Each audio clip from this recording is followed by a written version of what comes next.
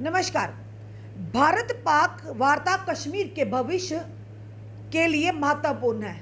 ये किसी और नहीं बल्कि डॉक्टर फारूक अब्दुल्ला का कहना है। फिर से एक बार कश्मीरी नेताओं की सुई अटकी है पाकिस्तान को लेकर।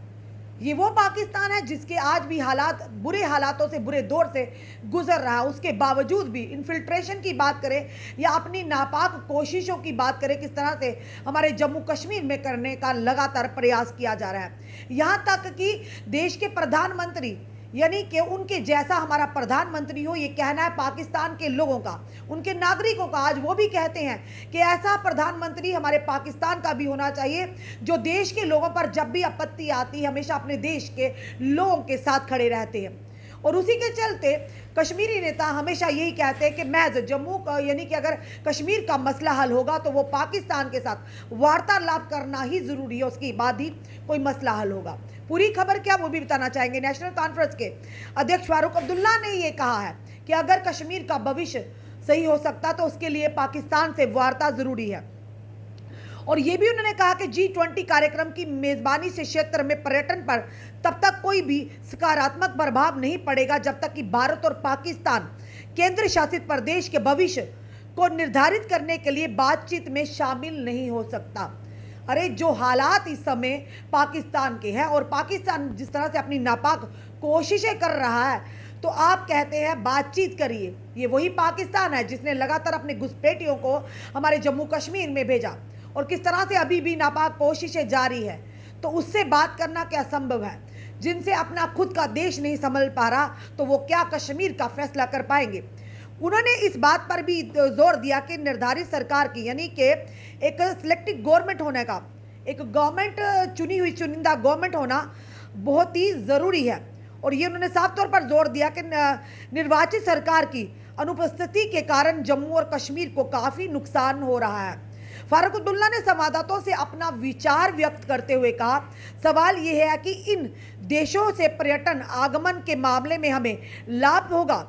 ये तब तक नहीं हो सकता कि जब तक यहाँ के हालात सुधरते नहीं हैं, और हालात तब तक नहीं सुधरेंगे जब तक कि दो बड़े देशों इस पर बातचीत नहीं करते हैं। इस राज्य के भविष्य को कैसे संवारा जाए, यानी अब दूसरे देशों से बातचीत करेंगे कि हमारे इस राज्य के भविष्य को किस तरह से संवारा जाए। और उसी के चलते जब उनसे ये सवाल पूछा गया जो कि डॉक्टर फारूक अब्दुल्ला से कि G20 की अगर जो कश्मीर में जो बैठक हुई है जिसकी मेज़बानी कश्मीर ने की है, उस आयोजित करने के केंद्र शासित प्रदेश को क्या लाभ होगा और यह लाभ हुआ। और उसी पर डॉक्टर फारूक अब्दुल्ला ने तंज कसते हुए कहा कि बिल्कुल होगा।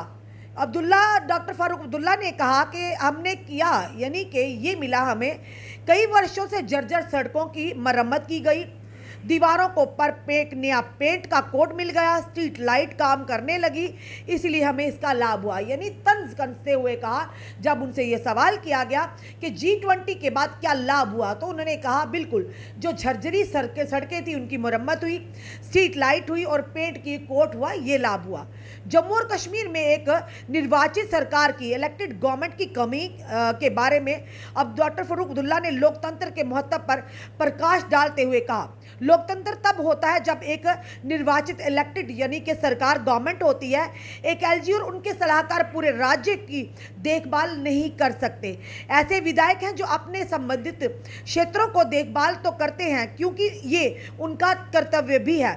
नौकरशाही को इन बातों से कोई भी लेना देना नहीं पड़ता क्योंकि वह 60 साल की उम्र तक रिटायर नहीं होते। एक विधायक को हर 5 साल में जनता के पास जाना होता है, अगर वह काम नहीं करता तो उसे वोट भी जनता नहीं देती।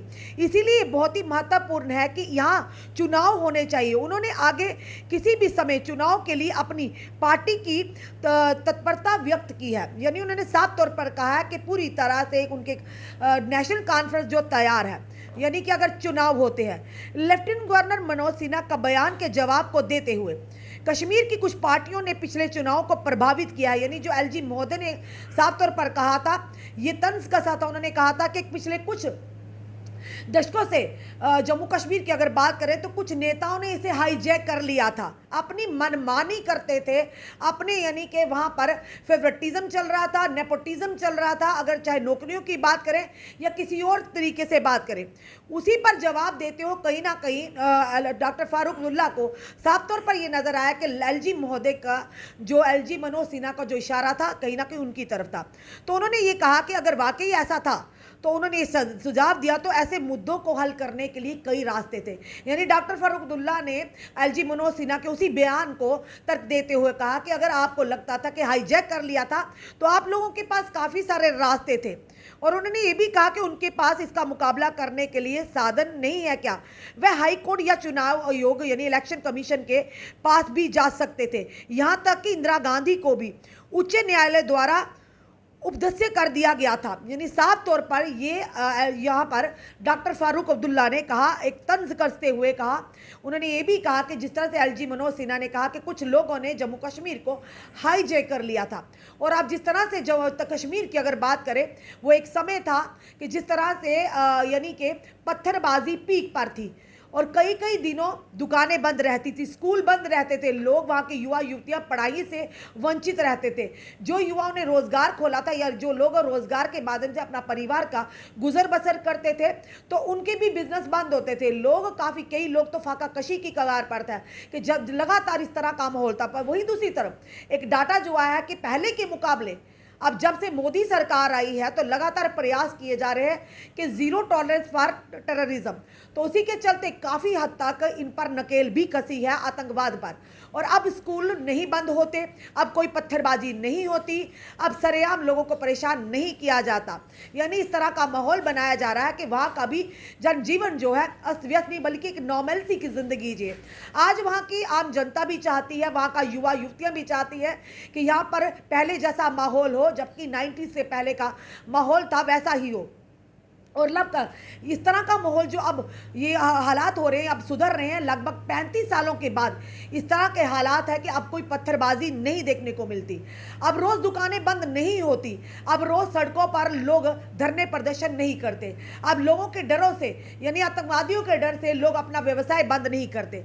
अब लोग आहिस्ता आहिस्ता पटरी पर आ रहे हैं, और ये कहीं ना कहीं मोदी सरकार की देन है कि आज जम्मू कश्मीर यानी जम्मू की तरह कश्मीर में भी नॉर्मलसी दिख रही है। अभी भी का दुका अगर बात करें, आतंकवादी अपनी हरकतें जो कायराना हरकत कर रहे हैं, पर उसी पर भी आने वाले समय में लगाम पूरी तरह से कसी जाएगी। पर फिलहाल डॉक्टर फारूक का इस तरह का बयान कि अगर कश्मीर का भविष्य उज्जवल करना तो कहीं ना कहीं अगर उसकी समस्या को हल करना तो वो महज दो बड़े देशों से बात की। और सबसे बड़ी बात उन्होंने कहा कि भारत और पाक का जो पाकिस्तान से वार्तालाप भी जो भविष्य है कश्मीर का तय करेगा।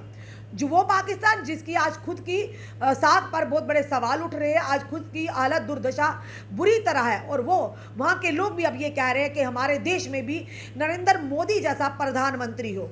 और ये हमारे यहाँ के जो कश्मीरी नेता आप फिर भी राग अलाप रहे हैं कि हमें पाकिस्तान से ही वार्ता करनी चाहिए।